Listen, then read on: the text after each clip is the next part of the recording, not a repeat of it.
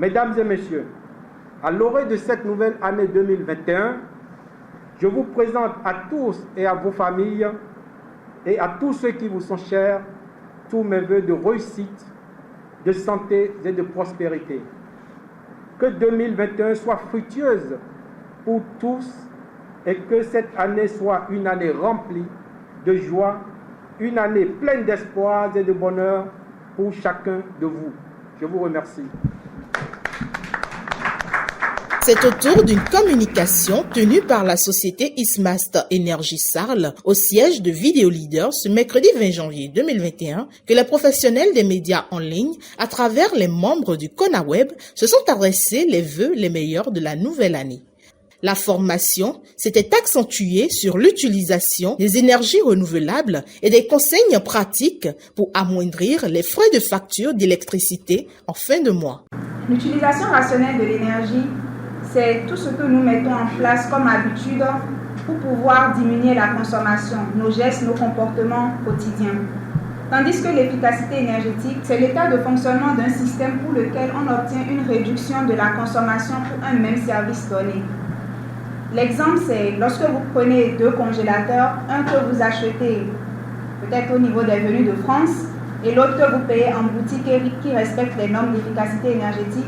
Les deux fourniront le même service, mais auront des consommations d'énergie très différentes.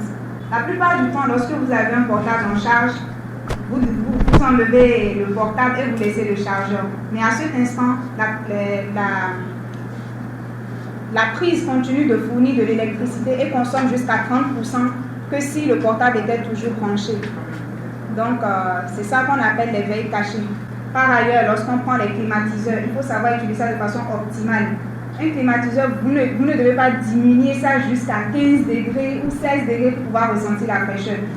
Chaque degré en dessous de 25 degrés consomme 30% de plus. Donc, ce sont ces façons de voir qui permettent d'aller vers une économie d'énergie. Faridat Assouman, directrice technico-commerciale de l'entreprise, a également notifié au cours de la formation que quand la demande est forte, la consommation triple en 1 heure, raison pour laquelle il faut travailler quand beaucoup sont au repos afin d'économiser en énergie. Des échanges composés d'interrogations ont été soulevés par les participants qui n'ont pas manqué d'obtenir des réponses. Suite à cela, le président exécutif du CONAWeb a rappelé les objectifs de l'association tout en mentionnant la mise en place d'un plan de partenariat entre Web TV, la recherche de financement pour la formation des professionnels des médias et plus encore.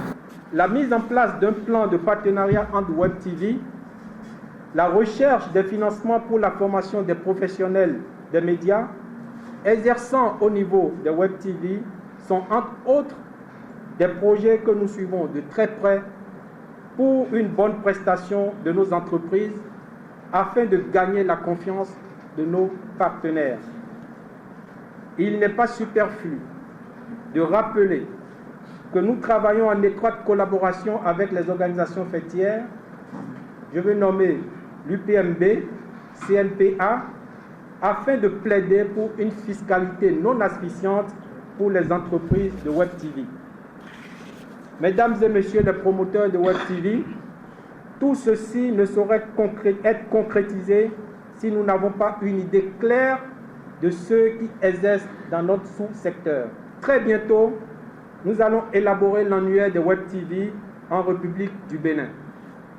Ainsi, nous aurons à faire un plaidoyer pour la relecture des conditions d'enregistrement des Web TV et surtout du cahier de charges à la haute autorité de l'audiovisuel et de la communication, à réaliser la cartographie des Web TV au Bénin et enfin faciliter l'obtention de la carte de presse pour un maximum de professionnels des médias exerçant en milieu de Web TV en République du Bénin.